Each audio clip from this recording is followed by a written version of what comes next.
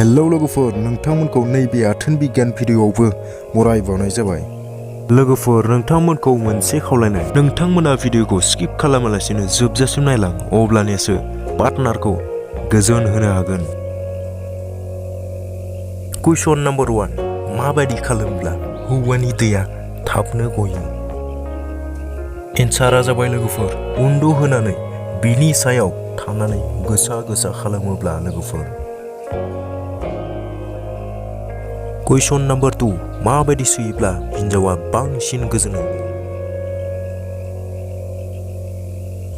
एन्सारा जाबाय लोगोफोर, होनायजोंबो आथोनखौ बिलिरनानै होनांगौ। कुइसन नम्बर 3, माबायदि हिन्जावखौ गरम जाहोनो हायो?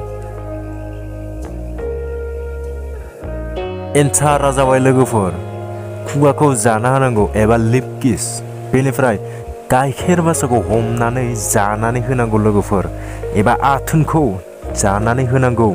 नङाब्ला लोगोफोर गाज्रि सेक्सनि सोमोन्दै रायलायनो नांगौ। कुइसन नम्बर 4, हwlainai समाव गाइखेर बासानि फिथुखौ अरनानै एबा सुब्लुना होबा मा जागोन लोगोफोर? एन्सारा जाबाय लोगोफोर, रागा जोंनाय नङा, गरमा बांसिनसो जाबावगोन। कुइसन नम्बर 5, जिएफआ बयफ्रेन्डनि माखौ बांसिन नायो?